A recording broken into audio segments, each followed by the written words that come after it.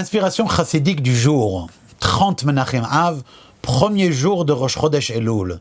D'ailleurs, aujourd'hui, le premier jour de Rosh Chodesh Elul commence le compte des 40 jours, les 40 dernières journées que Moshe Rabbeinu a passées sur le Har Sinaï, les jours où Akadosh Baruch Hu, dans sa miséricorde, a pardonné à Israël et leur a donné les deuxièmes Luchot.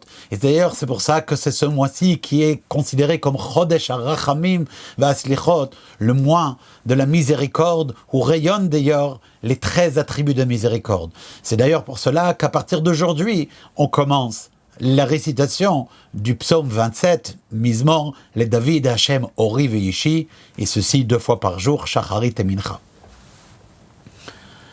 Rabbi Shneur Zalman, après la fameuse histoire de son emprisonnement à Pétersbourg et sa libération, le 19 Kislev, qui est célébré depuis comme le Rosh Hashanah de la Chassidut, eh bien, après cet événement-là, a commencé à expliquer de la Chassidut plus en profondeur.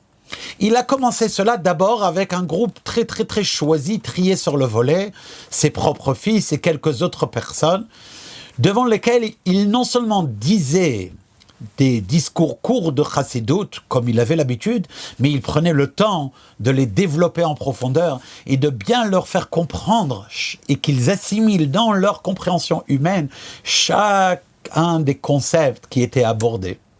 C'est ainsi que, par exemple, dans ce qu'on peut appeler le livre de Chassidut le plus ancien, hormis le Tanya, car pour la petite parenthèse, le livre de Tanya, qui donne énormément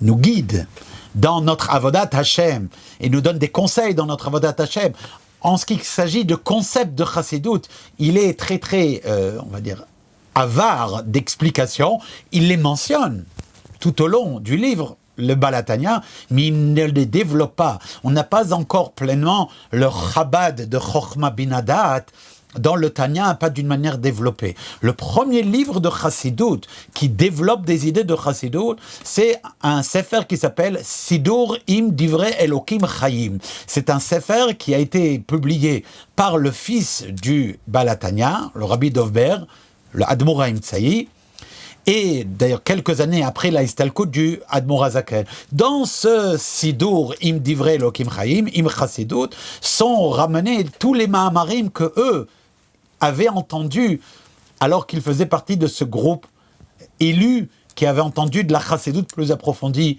du Baal HaTanya. C'est ainsi qu'il y a un discours là-bas au niveau du Ashrei, Zecher Rav Tuvcha Yabiu, qui est un discours d'une certaine longueur. Or, ce discours-là, l'Admor HaZaken l'a dit en 6 fois, car il a pris le temps d'expliquer chaque concept.